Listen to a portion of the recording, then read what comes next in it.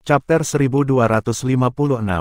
Mengumpulkan Titans. Karena ini adalah pertemuan hebat para pembudidaya pengembara, masuk akal bahwa pendapat para raksasa itu dicari. Bahkan kelas berat sekte tidak akan menemukan ini menjadi alasan untuk cemburu. Mereka hanya di sini untuk pertunjukan, para penggarap pengembara adalah bintang sejati. Dengan demikian, ketika mereka mendengar bahwa kediaman Tuan Muda Gunung Suci Pifou menjadi tuan rumah perjamuan bagi para raksasa pembudidaya yang berkeliaran, perwakilan sekte sedikit iri tetapi tidak mengacau. Mereka lebih khawatir tentang Tuan Muda yang merekrut semua kaisar besar yang berkeliaran ke panji-panjinya. Velurium Capital benar-benar akan mampu mendominasi 8 daerah atas itu. Tetapi setelah beberapa pemikiran yang cermat, mereka semua menyadari bahwa ini tidak mungkin. Menundukkan semua pembudidaya pengembara di dunia telah menjadi ambisi dan tujuan lama dari banyak pakar sekte, tetapi tidak ada yang pernah menyadarinya. Ketika kaisar-kaisar besar yang berkeliaran mendengar bahwa Tuan Muda Zen ingin mengadakan jamuan untuk menghormati mereka, mereka memutuskan untuk tidak mengudara dan menghadiri, meskipun beberapa orang curiga atau sangat waspada. Jiang Chen selalu mencari efisiensi pada semua yang dia lakukan. Jamuan makan malam sudah siap. 23 kaisar besar yang berkeliaran tiba, termasuk Kaisar Wellspring, Inferno, dan Reliance. Dari mereka, Kaisar Wellspring adalah yang terkuat dan tertinggi di antara mereka semua.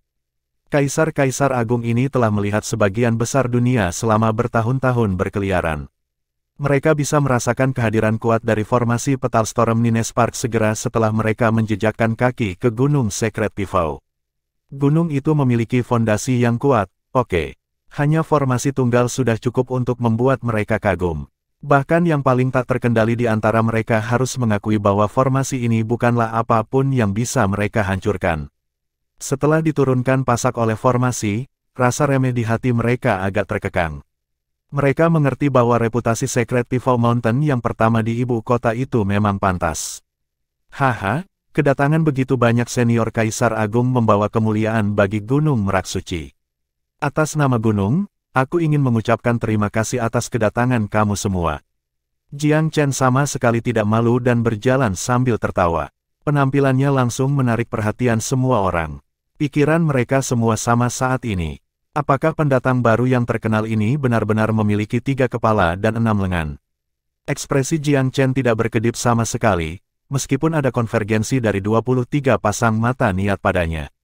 Dia tersenyum lembut. Semuanya, silakan lewat sini. Kakak Mo, ini semua Titans dari dunia pengembara yang hebat dan beberapa dari mereka adalah teman lama kamu juga. Kamu harus memastikan bagi aku bahwa mereka diperlakukan dengan baik. Petik 2. Berjongkok harimau dan naga tersembunyi berlimpah di dunia pembudidaya berkeliaran. Mo Wushuang menyeringai. Aku hanya tahu mayoritas umum rekan-rekan Tao di sini hari ini. Namun, bertemu sekali adalah menjadi teman untuk kedua kalinya. Semuanya, silakan lewat sini. Petik 2. Kaisar Wellspring terkekeh. Oleh, adik Mo, aku harus memberi selamat dulu kepadamu bahwa luka istrimu akhirnya disembuhkan dan penyakit jantungmu hilang. Ayo pergi, kita perlu minum untuk ini. Petik 2. Kaisar Mata Air dan Peerless memiliki hubungan yang baik. Mereka bertengkar satu sama lain sebelumnya dan bertukar gerakan, jadi mereka saling mengagumi satu sama lain. Meskipun Kaisar Wellspring memiliki rambut yang lebih kuat daripada rambut lainnya pada hari itu, dia masih merasa bahwa Kaisar Peerless adalah teman yang pantas untuk dijadikan teman. Kakak Hui, terima kasih atas pemikiranmu. Kaisar Mata Air bernama Jingzong Hui. Sebagian besar pembudidaya berkeliaran memanggilnya Senior Hui atau Jingzong Senior. Bahkan Kaisar Peerless, generasi yang sama dengan Kaisar Agung, memanggilnya kakak lelaki Hui. Karena semua tamunya adalah kaisar yang hebat, semuanya harus memiliki tingkat yang sangat istimewa. Jiang Chen mengundang mereka untuk duduk setelah rutinitas yang dipikirkan dengan cermat. Semua orang, aku mengundang kamu ke sini hari ini untuk menyampaikan pendapat kamu dan melihat saran seperti apa yang mungkin kamu miliki untuk pertemuan naga dan harimau. Kaisar Inferno mengenakan jubah yang dihiasi api dan memproyeksikan kepribadian yang sangat kuat, seperti bola api yang dipersonifikasikan. Tuan Muda Zen, pertemuan ini diadakan oleh ibu kota kamu. Aku pikir kamu sudah menetapkan agenda. Mengapa kamu bertanya kepada kami sebagai gantinya? Kaisar Agung ini adalah penembak lurus dan kata-katanya juga sama.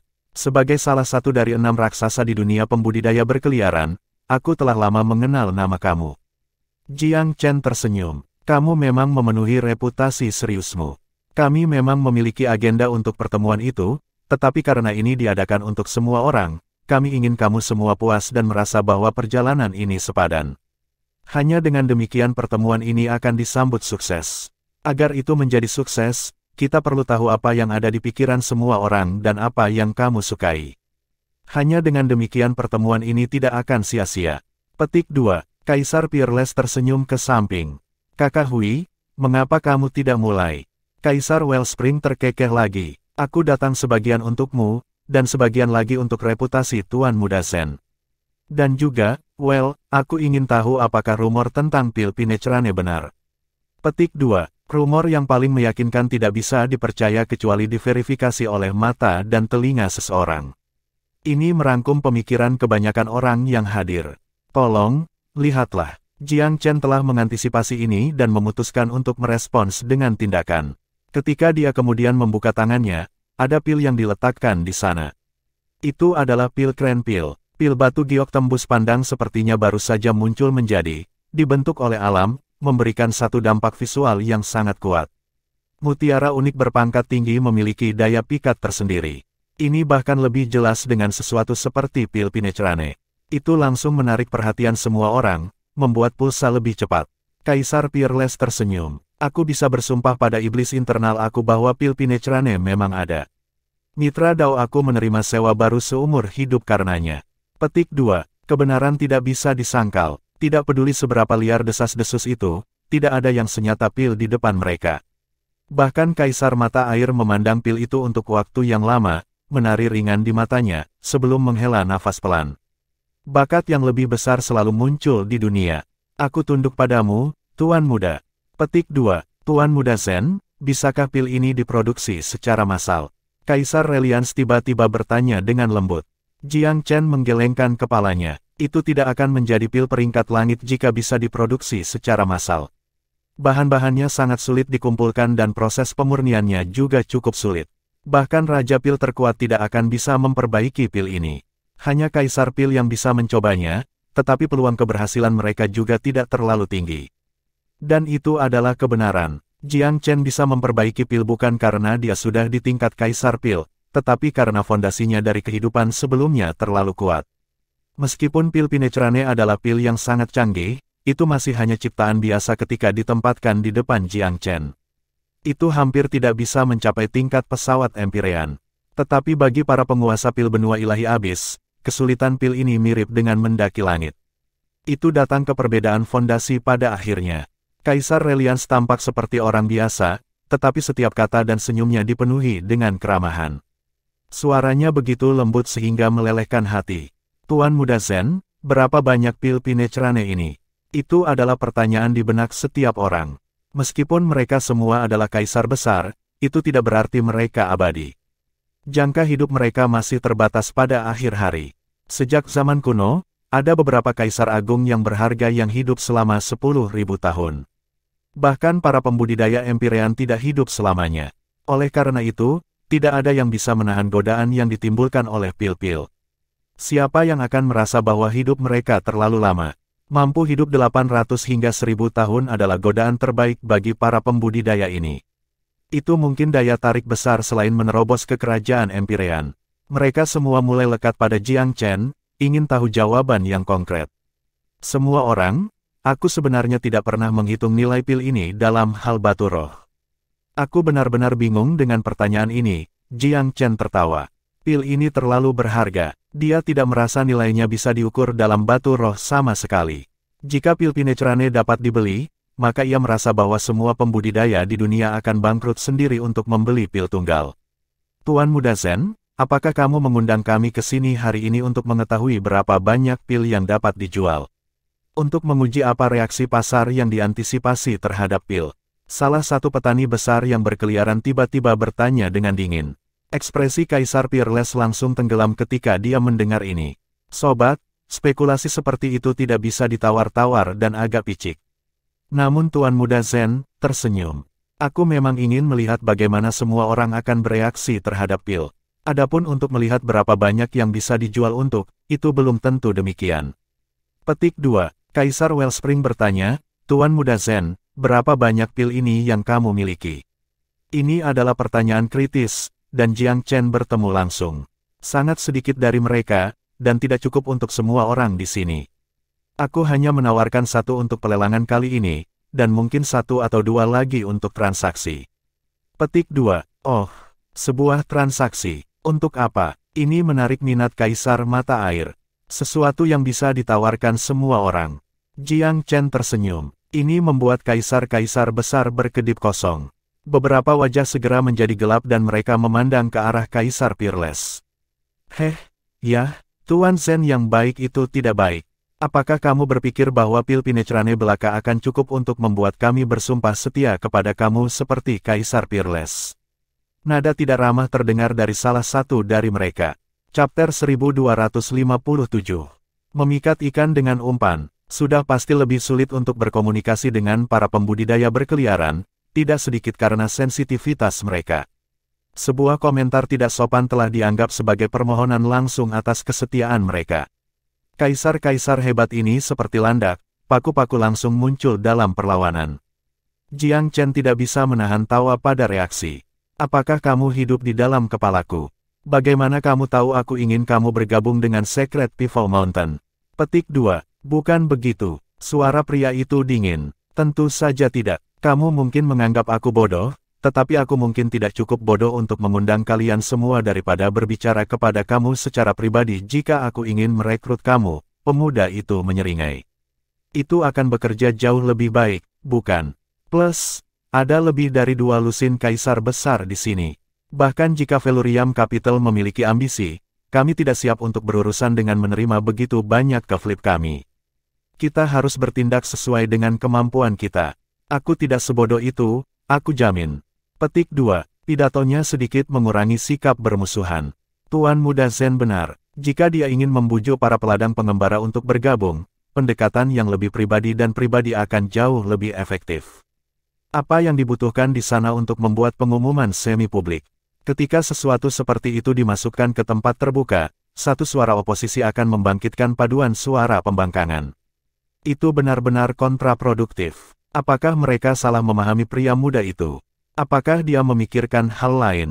Kaisar besar yang dimaksud tidak bisa mundur secara verbal, terlepas dari apa yang sekarang dia pikirkan. Chip tawar apa yang sedang kamu bicarakan? Apa sesuatu yang bisa ditawarkan semua orang? Mereka semua adalah kaisar besar, tetapi ada perbedaan dalam kekuatan dan kekayaan. Satu-satunya hal lain yang terlintas dalam pikiran adalah batu roh. Apakah benar-benar mungkin untuk membeli pil Pinecrane dengan batu roh saja? Jiang Chen melirik kaisar yang menantang, tetapi menahan diri untuk tidak membalas. Sebagai gantinya, dia mengalihkan pandangan serius pada Kaisar Mata Air. Senior Hui, pil Pinecrane aku tidak membutuhkan batu roh atau string yang rumit. Satu-satunya hal yang aku inginkan adalah satu contoh bantuan kamu. Petik 2. Membantu sekali saja. Mata Kaisar Wellspring tidak bisa ditembus. Bagaimana? Sederhana. Aku ingin bantuan kamu dalam 1 jam kebutuhan, jelas Tuan Muda. Siapa lawanmu? Jantung Kaisar berdebar kencang. Itu tidak penting sekarang. Apakah kamu setuju dengan hal seperti itu? Jiang Chen berseri-seri. Apakah kamu berencana untuk menyatakan perang terhadap Pilvire City, Tuan Muda Zen? Kaisar Wellspring merenung. Jika demikian, sulit bagi kita untuk menyetujuinya. Dunia kultivator pengembara tidak pernah berpartisipasi dalam konflik antar faksi, dan kami tidak berniat mengganggu keseimbangan itu. Jika aku bisa mengatakannya dengan lebih jelas, Velurium tidak akan menang pada akhirnya bahkan jika kita mengalahkan Pilvire bersama. Melakukan itu adalah melukis target di punggung kamu. Petik 2. Kaisar tidak melebih-lebihkan sedikit pun. Mendorong petani pengembara untuk berpartisipasi dalam penghancuran sebuah faksi adalah salah satu tabu terbesar di dunia budidaya. Itu pasti akan menyebabkan serangan balik dari semua faksi, bahkan mungkin panik. Faksi lain akan berkumpul bersama dalam koalisi untuk mempertahankan diri, ujung tombak mereka dengan tegas menunjuk ke arah Velurium. Jiang Chen tidak akan terlibat dalam skema yang keliru ini. Apakah kamu pikir aku tidak punya otak, Senior Hui? Tuan Muda tertawa. Jika aku mendeklarasikan perang terhadap Pilvire City, maka aku akan melakukannya dengan jujur dan jujur. Aku tidak akan melakukannya dengan tangan penggarap berkeliaran. Tidak ada kemuliaan dan rasa malu dalam menggunakan taktik curang seperti itu. Petik 2. Lalu apa yang kamu usulkan? Kaisar Wellspring tidak bisa memahaminya. Bantuan yang aku inginkan bukan untuk menyerang beberapa faksi. Bahkan, aku hanya akan membutuhkan bantuan kamu di dalam wilayah Felurium sendiri.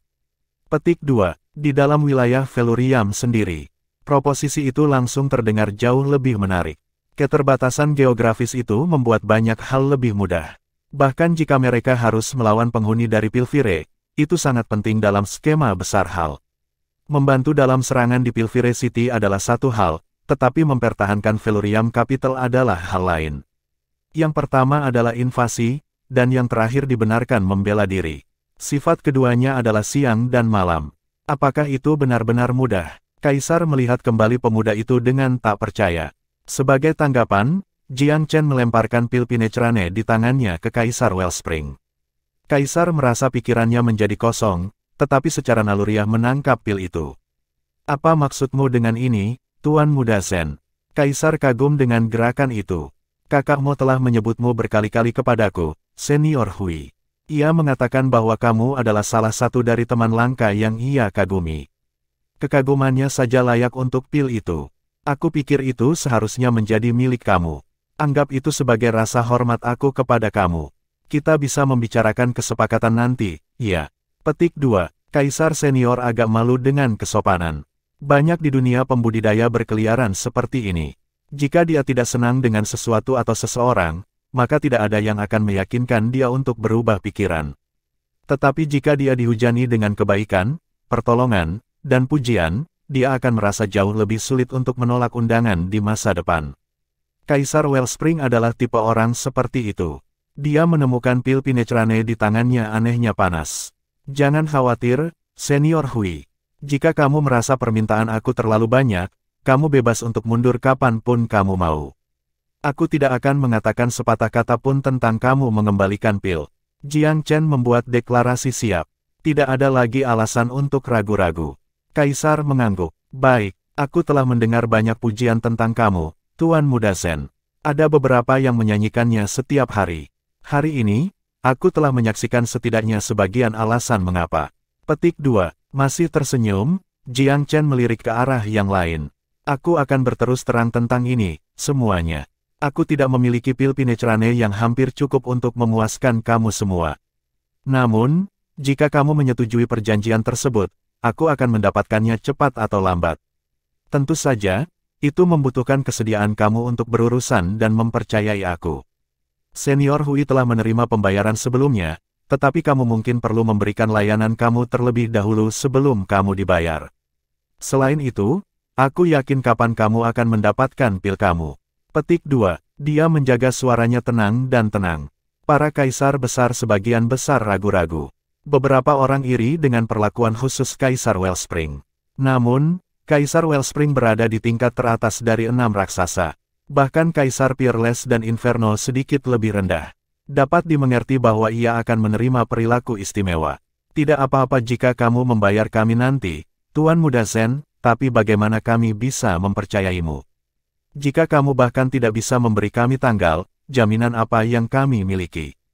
Petik 2. Kamu tidak akan rugi apa-apa dan apa saja yang bisa didapat, Jiang Chen mengangkat bahu.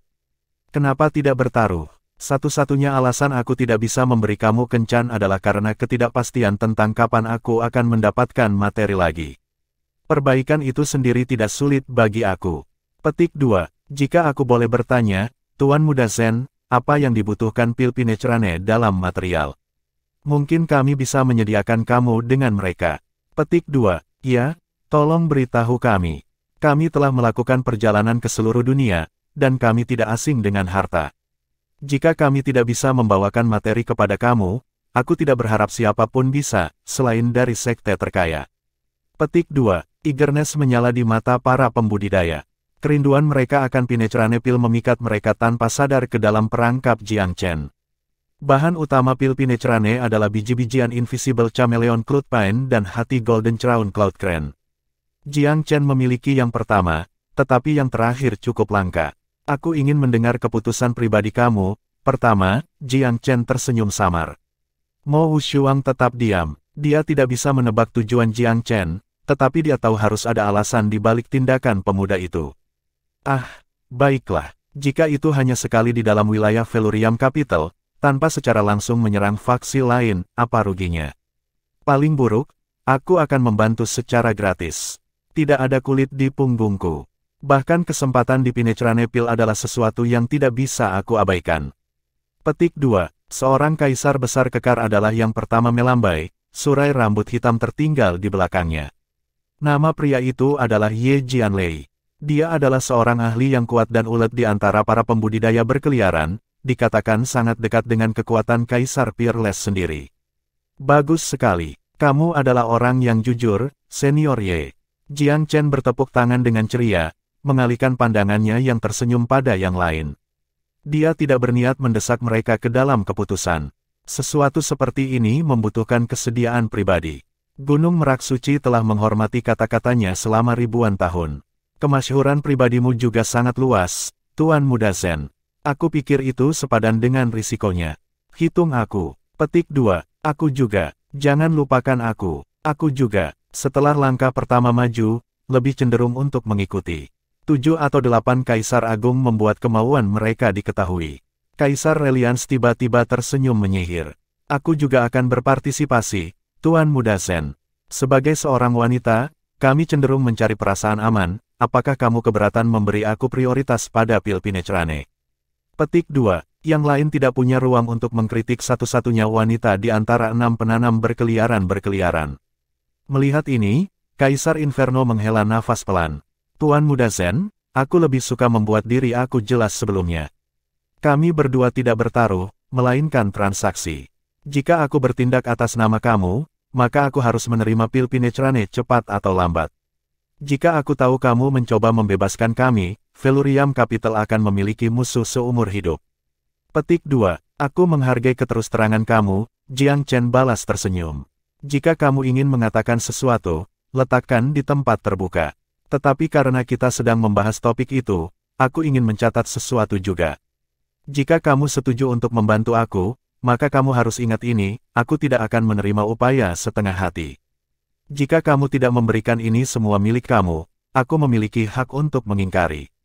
Petik 2. Sulit dibedakan, bukan? Seseorang menyela. Aku akan membuatnya mudah. Siapapun yang ingin berpartisipasi dapat bersumpah demi iblis batin mereka. Setiap bantuan di pihak mereka harus sepenuh hati dan tanpa syarat.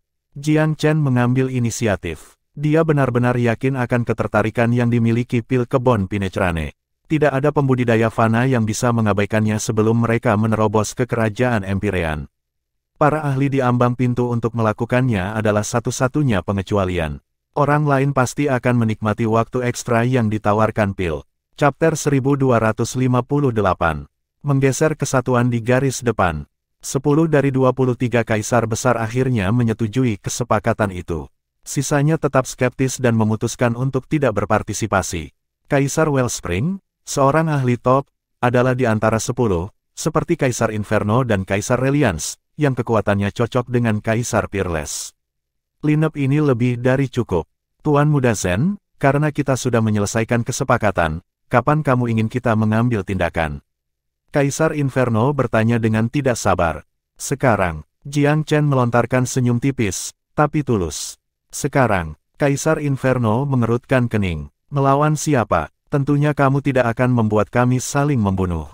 Petik 2. Tentu saja tidak. Jiang Chen tertawa. Ada beberapa hama kecil sial yang berkeliaran di sekitar Gunung Merak Suci, yang ingin menyebabkan kerusakan. Mereka membuat aku sakit kepala dan aku tidak akan berbaring. Karena kalian semua telah menghiasi modal aku ingin meminjam otot kamu untuk menyingkirkan sampah yang tidak bermoral. Petik 2. Tuan Muda berhenti sejenak sebelum dia melanjutkan. Seperti yang aku sebutkan sebelumnya, jangan ragu untuk mengingkari janji kamu jika kamu menemukan permintaan ini tidak pantas. Aku tidak akan menyalahkan kamu. Petik 2. Kaisar Agung bertukar pandang tanpa mengucapkan sepatah kata pun. Mereka merenungkan pro dan kontra. Rasanya seperti mereka memasuki jebakan Tuan Muda Zen, tetapi mereka dengan cepat menerima kenyataan bahwa itu sama sekali tidak pantas. Pil Pinetrane sebagai ganti tugas kecil. Jelas kesepakatan sahabat. Terlebih lagi, jika mereka mengingkari janjinya, siapa yang tahu pasti bahwa tuan muda itu tidak akan memasukkan mereka ke daftar hitam. Mereka tidak takut di blacklist oleh Felurium Capital. Namun, Pil Pinetrane adalah sesuatu yang benar-benar mereka dambakan. Mereka tidak akan pernah diberi kesempatan seperti ini lagi jika mereka masuk daftar hitam. Mereka tidak ingin itu terjadi. Meskipun mereka merasa digunakan oleh tuan muda, mereka tidak memendam amarah kepadanya, mereka juga tidak bermaksud untuk mengingkari janji mereka. Kaisar Wellspring terkekeh. Tuan muda Zen, apakah kamu tahu latar belakang dan tingkat budidaya mereka? Sejujurnya, aku tidak yakin. Mereka bisa jadi kenalan lama kita, musuh tersembunyi yang merencanakan melawan kita, atau pasukan dari faksi musuh. Identitas mereka benar-benar tidak masalah. Yang penting adalah kenyataan bahwa mereka masuk tanpa izin dan kami memiliki hak untuk mempertahankan wilayah kami. Ini tidak melanggar aturan Jianghu. Tidak, Jiang Chen sebenarnya menduga bahwa itu adalah Kaisar Sura dan beberapa orang lainnya dari Pilvire City. Dia tidak bisa memverifikasi teorinya saat ini, tetapi kemungkinan itulah masalahnya. Kaisar Springwell tertawa. Semua orang, karena kita sudah menyetujui kesepakatan, lebih baik kita melakukan ini lebih cepat daripada nanti. Karena kami melakukan ini di wilayah Gunung Merak Suci, tindakan kami sepenuhnya dapat dibenarkan. Apa yang kamu pikirkan? Kaisar Inferno mengangguk. Itu sudah beres kalau begitu. Kaisar Reliance tersenyum. Aku setuju. Tuan muda Zen, apakah kita benar-benar memiliki cukup banyak orang untuk menangani mereka? Tiba-tiba salah satu Kaisar Agung bertanya. Jiang Chen tersenyum. Jika kita termasuk kakak Mo, barisan kita sangat kuat sehingga kita bisa meratakan setiap faksi di 8 daerah atas. Tentunya angka kami tidak memprihatinkan. Petik 2. Itu mungkin terjadi jika kamu hanya ingin mengalahkan musuh. Jika mereka benar-benar melarikan diri, tidak ada jaminan bahwa kami akan dapat menghentikan mereka. Apa yang terjadi dengan kesepakatan kita? Petik 2. Itu adalah kekhawatiran terbesar semua orang. Jiang Chen tersenyum. Selama semua orang memberikan upaya terbaik mereka, aku tidak akan menyalahkan kamu jika seekor ikan atau 2 berhasil lolos. Namun, aku berharap kamu bisa mendapatkan semuanya sekaligus. Petik 2. Kaisar Springwell mengangguk. Semua orang mengedepankan kaki terbaikmu. Jangan puas. Petik 2. Jangan khawatir, aku pasti akan menghormati akhir dari kesepakatan aku. Modal aku berdiri untuk mendapatkan apa-apa dengan menyinggung begitu banyak manulat terkemuka di dunia yang berkeliaran. Selain itu, aku juga akan membuat rencana. Selama kamu mengikutinya, kami benar-benar akan menjaring mereka semua dalam satu gerakan. Jiang Chen berbicara dengan penuh percaya diri. Para pembudidaya berkeliaran terkejut. Tuan muda itu masih sangat muda, tapi jelas tidak mudah. Dia tak kenal takut dan gigih di depan begitu banyak kaisar besar. Dia pasti akan menjadi salah satu pemimpin terbesar dari wilayah manusia suatu hari nanti. Para pembudidaya pengembara dengan cepat menyadari bahwa tuan muda itu tidak bisa dianggap enteng. Membuat musuh dengan jenius muda ini akan menjadi kesalahan besar. Lebih baik menyinggung orang tua yang kaya daripada pemuda yang miskin dan berkembang. Kaisar besar yang memilih untuk tidak mengambil bagian dalam kesepakatan dipenuhi dengan penyesalan ketika mereka mendengar betapa sederhananya kondisinya. Mengapa mereka tidak setuju? Itu permintaan yang sangat sederhana. Sayangnya, kesepakatan itu sudah tercapai dan tidak ada kemungkinan negosiasi ulang. Mereka berada di samping diri mereka sendiri dengan frustrasi karena mereka telah membuang kesempatan yang begitu besar. Di suatu tempat di sudut tersembunyi di sekitar Secret Pivot Mountain, Kaisar Sura dan Fasea telah menyamar sebagai penggarap berkeliaran dan sedang menunggu. Bocah ini lebih licin daripada katak. Sudah berhari-hari. Kenapa dia belum muncul? Kaisar telah menyiapkan serangan di sekitarnya, tetapi tidak berhasil. Jiang Chen tidak muncul. Kaisar Fasea tidak terlalu percaya pada rencana itu. Broter Sura, haruskah kita mengambil risiko? Bocah itu harus memiliki setidaknya beberapa kaisar besar yang menemaninya sekarang. Meskipun kami memiliki 5 kaisar agung, siapa yang mengatakan bahwa kami dapat membunuhnya dalam satu serangan? Bahkan jika kita berhasil, bisakah kita benar-benar lolos dari Felurium Capital dalam keadaan utuh? Petik 2. Iman Kaisar Fasea telah goyah dalam beberapa hari terakhir. Penyesalan terus-menerus menjulang di benaknya. Kaisar Sura menjawab dengan dingin. Fasea, Ini satu-satunya kesempatan kita untuk membalikkan keadaan. Setelah membunuh bocah itu, ibu kota pasti akan jatuh ke dalam kekacauan. Kenapa kita harus pergi? Kita bisa berjalan kembali. Jangan lupa, kami juga punya akar di ibu kota. Petik 2. Tapi, kaisar besar lainnya mungkin menyerang kita segera setelah kita muncul. Kaisar Sura mendengus dingin. Mustahil. Petal Plak dan Mountain Trush sama-sama pengasuh tanpa pagar. Yayasan Emperor Sky Splitter belum solid, jadi dia satu lagi. Void, Coiling Dragon, dan Peerless mungkin melakukan perlawanan, tapi kita berlima. Ini matematika dasar. 5 lawan 3, jelas pihak mana yang akan menang. Setelah bocah itu mati, apakah kamu benar-benar berpikir bahwa Petal Plak dan Mountain Trush akan terus berpihak pada 3 seperti beberapa anjing pemburu setia? Apakah mereka tidak tahu bagaimana menilai situasi dan bertindak sesuai? Petik 2. Kaisar Phasea menghela nafas. Tapi bagaimana jika kita tergelincir? Kami akan terjebak dan dikelilingi oleh semua pihak. Semua orang akan mengejar kita seperti kita sedang menyeberang jalan. Petik 2. Kalau begitu, kita tidak boleh membuat kesalahan. Niat membabi buta meledak dari Kaisar Sura. Bagaimana mungkin ada kecelakaan ketika kita telah merencanakan ini dengan sangat teliti? Kita berada di bawah bayang-bayang saat dia berada di bawah cahaya. Kami memiliki unsur kejutan. Tanpa formasi apapun untuk melindunginya, bagaimana mungkin seorang kultivator kerajaan awal mungkin bertahan dari serangan pamungkasku? Petik 2. Kaisar Phasea menghela nafas dan tidak mengatakan apa-apa lagi.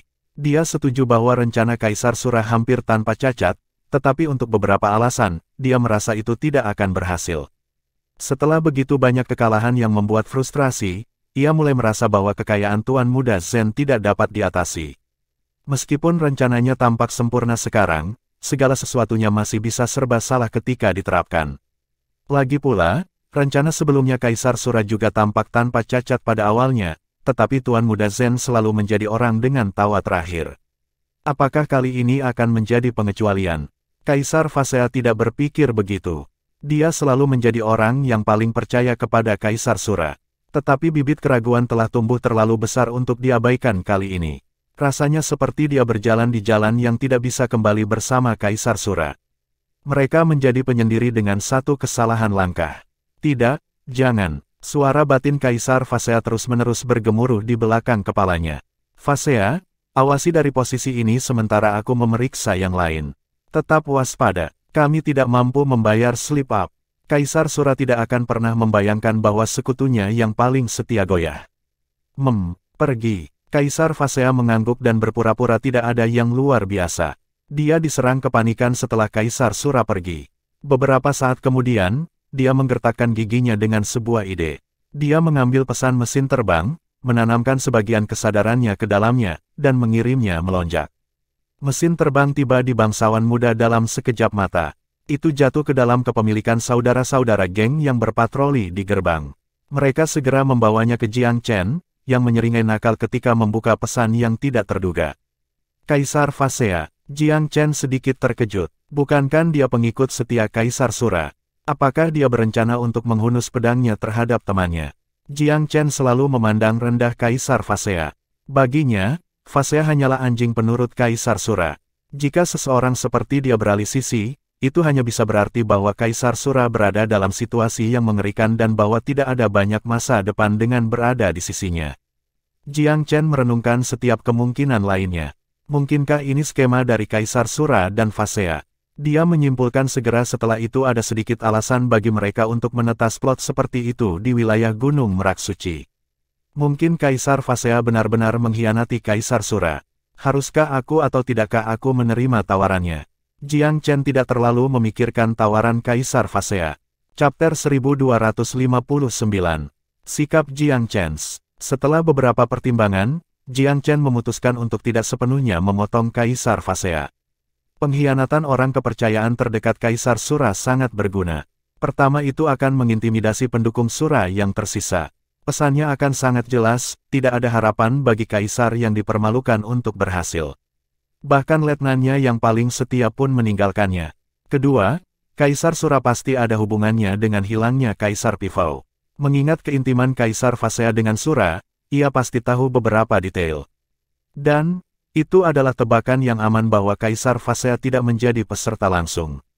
Dia tetap berada di dalam tembok Velurium Capital ketika Kaisar Pivau tidak ada, tidak seperti Kaisar Sura. Selain itu, ia hanya memiliki keberanian untuk membelot ke pihak Jiang Chen karena kepolosan relatifnya terkait menghilangnya Kaisar Pivau. Jika bukan itu masalahnya, ia tidak akan berani menyerah. Ketiga, tidak mudah untuk sepenuhnya memusnahkan tanda mereka tanpa bantuan internal. Bagaimanapun, kedua belah pihak memiliki banyak kaisar yang hebat. Dengan bantuan Kaisar Phasea pada saat yang genting, segalanya akan berjalan lebih lancar. Akhirnya, penerimaan Jiang Chen atas penyerahan Kaisar Phasea menunjukkan seluruh ibu kota kemurahan hatinya. Bahwa ia bersedia memaafkan kesalahan seseorang pasti akan mendekatkan hati orang-orang kepadanya. Yang paling penting, para kaisar besar yang dekat dengannya saat ini, Kaisar Melingkar Naga, Void, Peerless, semuanya adalah orang-orang yang pada umumnya saleh. Itu berarti dia tidak memiliki bawahan yang akan mematuhi setiap perintahnya dan melakukan pekerjaan kotor tertentu yang tidak cocok untuk yang lain. Lebih baik mendaur ulang Kaisar Phasea dan memanfaatkannya lebih baik sebagai anjing penjaga gerbang. Dia akan mengisi peran yang sedikit tidak menyenangkan, tetapi tetap sangat dibutuhkan. Hal-hal semacam itu harus dilakukan pada akhirnya. Jiang Chen tidak bisa secara tepat menugaskan mereka ke Kaisar Coiling Dragon, Void, atau Peerless. Dengan caranya sendiri, Kaisar Phasea adalah orang terbaik untuk pekerjaan jenis ini. Jiang Chen bersedia memberi Kaisar Phasea kesempatan. Tentu saja, dia harus bersiap untuk kemungkinan bahwa penyerahan itu hanya sebuah kepura-puraan juga. Permisi sebentar, semuanya. Jiang Chen meninggalkan aula dengan memberi hormat. Pindah ke sudut yang lebih terpencil, dia memanggil Raja Tikus Goldbeater. Oleh Gold, Kaisar Phasea telah mengeluarkan aku pesan mesin terbang berisi penyerahan dirinya. Tolong jangkau dia dan lihat apakah dia benar-benar tertarik. Jika demikian, segera kembali. Aku akan punya rencana baru kalau begitu, perintah pemuda itu.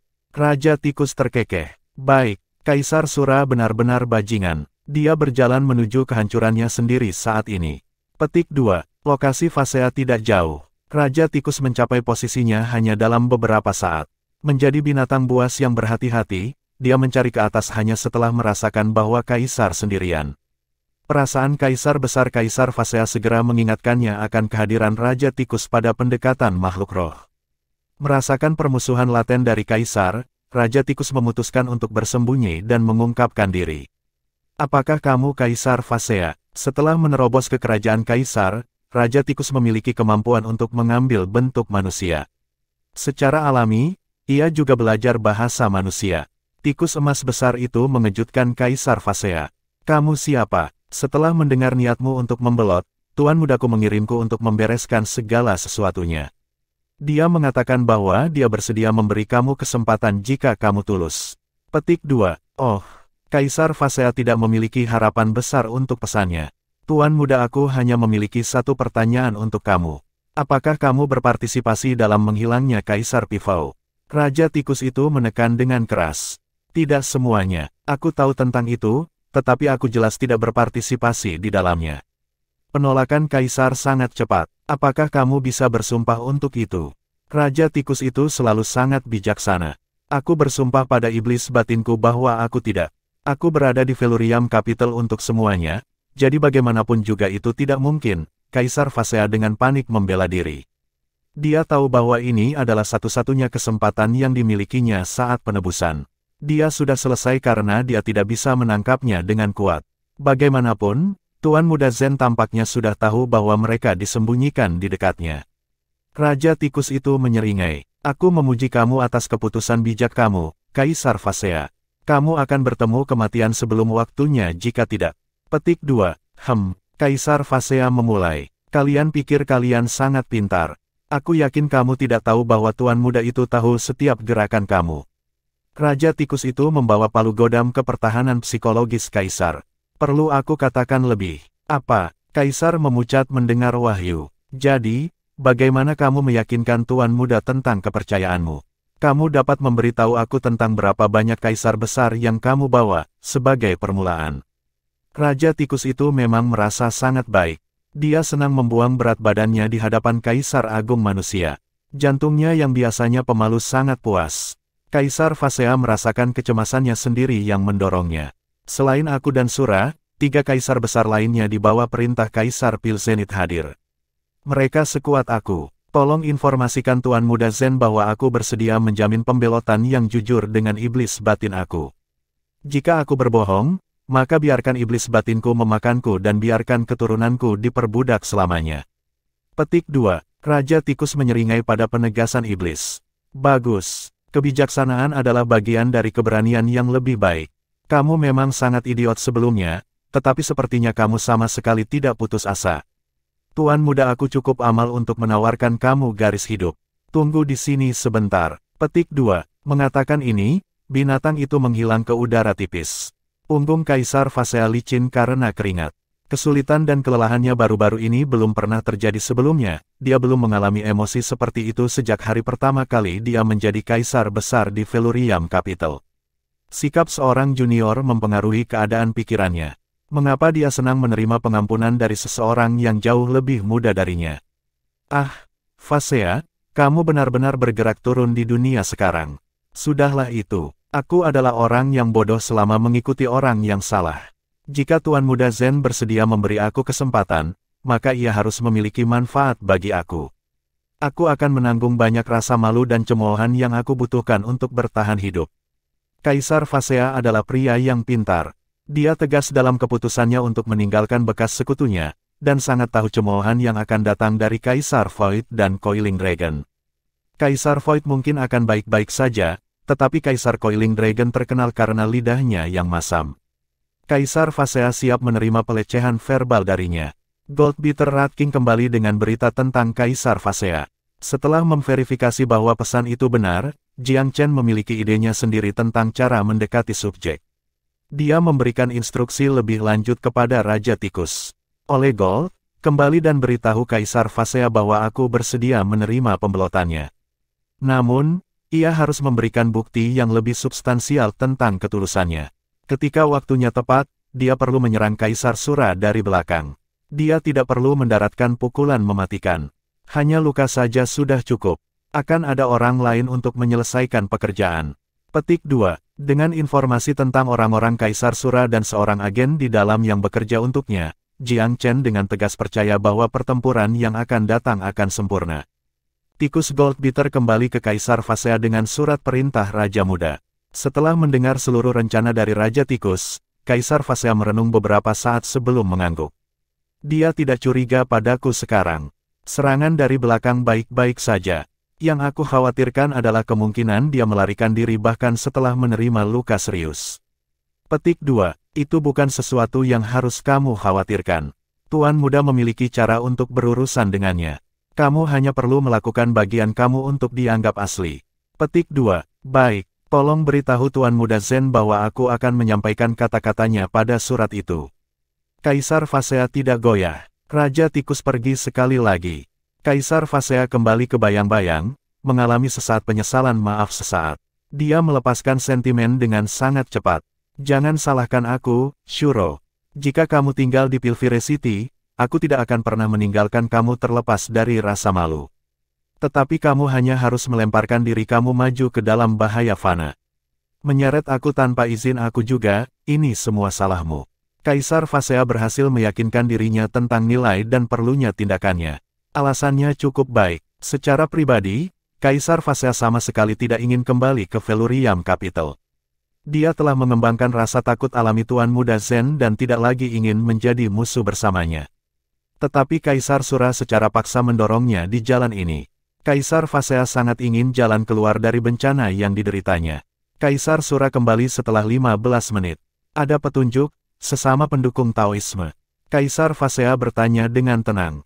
Kecemasan dan kejengkelan jelas terlihat di wajah Kaisar. Dia didorong oleh keinginan untuk membalas dendam. Cahaya kebencian bertepi di matanya. Bocah itu terlalu licik. Aku berani bertaruh dia tidak akan muncul sebelum pertemuan naga dan harimau dimulai. Dia baru saja mengundang sekelompok kaisar besar yang berkeliaran ke perjamuan. Kaisar Sura meludahkan giginya. Hewan itu mengundang sejumlah ular beludak ke rumahnya sendiri. Apakah dia ingin menghancurkan Velurium Capital dengan mengundang begitu banyak penggarap berkeliaran? Petik 2. Kaisar Fasea benar-benar jijik dengan nada bajunya yang palsu. Sebelumnya, dia akan setuju. Tapi dia bisa melihat dengan jelas sekarang bahwa Kaisar Sura hanya cemburu. Sura cemburu dengan kemampuan dan ketenaran Tuan Muda meskipun masa mudanya. Tuan Muda telah mampu mengundang para ahli kaisar besar yang sulit diatur dari komunitas pembudidaya berkeliaran di usia yang begitu muda. Bahkan Kaisar Fasea sendiri harus mengakui bahwa Tuan Muda itu agak kompeten. Rekan Daois, apakah dia mungkin ingin mempekerjakan para ahli ini sebagai pengawalnya? Dia berhasil memeras. Sulit untuk dikatakan. Jika itu masalahnya, kami akan kesulitan masuk ke sana. Kaisar Sura terdengar sangat enggan. Namun, para pakar pembudidaya yang berkeliaran pada umumnya mementingkan diri sendiri. Apa yang istimewa dari bocah itu?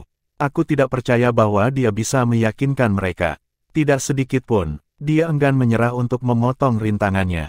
Kaisar Fasea mengangguk. Aku pikir dia hanya berusaha untuk mendapatkan sisi baik mereka. Mungkin mendapatkan pendapat mereka tentang pertemuan naga dan harimau. Aku merasakan hal yang sama seperti kamu. Bisakah dia benar-benar membuat mereka mempertaruhkan nyawanya saat pertama kali bertemu dengan mereka? Bahkan Kaisar Pifau tidak memiliki reputasi untuk melakukan itu. Petik 2. Kaisar Fasea tidak ingin ikut dengan Kaisar Sura kembali di Pilvire. Sekarang, dia khawatir Kaisar Sura meninggalkan operasi. Jika itu terjadi, bukankah rencana pembelotannya sendiri dilakukan? Chapter 1260. Pengkhianatan umum. Kekhawatiran Kaisar Fasea tidak ada hubungannya. Mata penuh kebencian Kaisar Sura mengisyaratkan keengganan mendasar untuk menyerang. Api balas dendam terbakar semakin terang. Dia tidak punya niat untuk meninggalkan rencana itu. Fasea, ini saatnya kita membuatnya atau menghancurkannya. Entah kita membunuh bocah itu dan mengambil kembali Velurium Capital, atau kita terputus darinya selamanya. Kaisar Sura tidak cukup menyatakan alternatif absolut dari kematian secara langsung. Dia masih mempertahankan beberapa pertimbangan untuk perasaan Kaisar Fasea. Kami pasti memiliki kesempatan, sesama pengikut Taoisme, kata Fasea. Tiba-tiba, kesadaran Kaisar Sura mendeteksi sesuatu. Ekspresi kegembiraan gila muncul di wajahnya. Baik, sungguh keberuntungan, Fasea. Bocah itu akhirnya menunjukkan dirinya. Dia mengawal kaisar besar yang berkeliaran keluar sekarang dan mereka sedang dalam perjalanan menuruni Gunung Pifau Suci. Dia hanya memiliki Mo Shuang di sampingnya. Void dan Coiling Dragon tidak ada. Petik 2. Jantung Kaisar Fasea bergetar. Matanya terpancar gembira. Sungguh, Kaisar adalah aktor yang sangat baik. Di belakang ekspresinya yang ceria ada ketidakpedulian. Bodoh sekali. Dia berada di tepi jurang, tapi tidak tahu dia sengaja diumpan. Bagaimana aku bisa begitu buta mengikuti pria yang tidak berotak dan tidak kompeten selama bertahun-tahun? Ayo, Fasea, ayo pergi ke mereka. Yang lain telah mengunci anak itu. Kami bertugas memotong pelariannya. Kita hanya perlu mencegahnya kembali ke kediamannya. Dia tidak akan lolos bahkan jika dia menumbuhkan sayap. Kaisar Sura menggertakkan giginya. Ya, ayo pergi. Sependapat Kaisar Fasea, Kaisar Sura tidak mendeteksi sesuatu yang luar biasa dengan rekan senegaranya. Kegembiraannya telah pergi ke kepalanya. Dalam benaknya, kemenangan sudah terjamin. Kedua kaisar menyembunyikan diri di dekat pintu masuk Gunung Suci Pifau, di sepanjang jalan pulang. Kaisar Sura menatap tajam ke kejauhan. Dia baru saja mengirim para penggarap berkeliaran, gumamnya. Bocah itu akan segera kembali. Jam perhitungan akan segera tiba di kita. Kamu akan bertanggung jawab untuk menghentikan Mo Shuang. Aku akan memimpin serangan, dan 3 lainnya akan mendukung aku. Gunakan domain kami untuk memblokir pelarian anak itu. Petik 2. Baik, selamat, sesama Daois. Tentunya tidak ada yang salah saat ini, angguk Kaisar Fasea. Hehehe, Kaisar Sura tertawa kecil. Dia memfokuskan matanya pada jalan yang lebih jauh ke bawah, tidak berkedip bahkan untuk sedetik pun. Dia akan segera beraksi begitu ada petunjuk tentang Jiang Chen yang muncul di pinggiran. Waktu berlalu dari waktu ke waktu. Tidak butuh waktu lama untuk menampilkan 2 figur kabur di kejauhan. Sedetik lagi sudah cukup bagi Kaisar Sura untuk membedakan identitas mereka. Itu dia, ini bocah. Kaisar yang putus asa itu merasakan gelombang kebahagiaan. Dia pikir dia sangat baik, Fasea. Dia pikir dia tepat di luar rumahnya. Dia hanya membawa 1 orang bersamanya. Nasib yang menentukan kematiannya. Petik 2. Kaisar Fasea menggemakan tawa hampa. Jika langit ingin seseorang mati, mereka pertama-tama akan membuatnya gila. Kaisar Sura benar-benar merindukan nada kata-kata itu. Reaksi satu-satunya adalah anggukan ganas. Dia menunggu Jiang Chen untuk mencapai zona kendali domainnya sebelum dia akan meluncurkan serangannya. Jiang Chen sangat ceria dengan pegas di langkahnya. Dia tertawa dan mengobrol dengan Mo Shuang, tidak memiliki kecenderungan sedikit pun merasakan bahaya yang akan datang. Kaisar Sura senang dengan pemandangan itu. Bocah itu begitu penuh dengan dirinya sendiri sehingga dia melemparkan semua kehati-hatian pada angin. Berita bagus untuk apa yang akan dia lakukan. Semakin santai anak itu, semakin baik peluangnya untuk melakukan pelanggaran. Target yang waspada hanya akan menghambat rencananya. Sangat dekat, menggosok jari-jarinya, Kaisar menyulap jimat yang kuat ke tangannya. Setelah aktivasi, itu berubah menjadi hamparan cahaya kuning, beriak keluar dalam serangkaian gelombang melingkar. Guntur bergemuruh di udara. Itu adalah jimat penyegelan yang sangat kuat. Jimat ini dirancang untuk melawan jimat melarikan diri. Itu mengunci area umum sehingga calon pelarian tidak bisa lolos dari celah dimensi. Kaisar Sura telah melakukannya untuk menghalangi setiap jalan keluar. Dia ingin menjebak Jiang Chen dan menyiksanya di waktu luang. Jimat ini khususnya kuat, dan merupakan salah satu harta paling berharga milik Kaisar Sura. Dia rela menghabiskan sedikit uang untuk perjalanan itu. Ruang dalam radius 10 mil dengan demikian ditutup. Hahaha, keberhasilan jimat itu membuat Kaisar Sura terkekeh dalam kemenangan. Sekarang ruang di sekitarnya ditutup, baik Jiang Chen maupun Mo Shuang tidak bisa melarikan diri. Tidak ada lagi alasan baginya untuk bersembunyi. Dia memiliki 3 sekutu di dekatnya yang akan tiba kapan saja. 5 kaisar besar melawan 1, ditambah jenius kaisar belaka, berada di luar peluang yang luar biasa. Bagaimana mungkin Kaisar tidak merasa dibenarkan?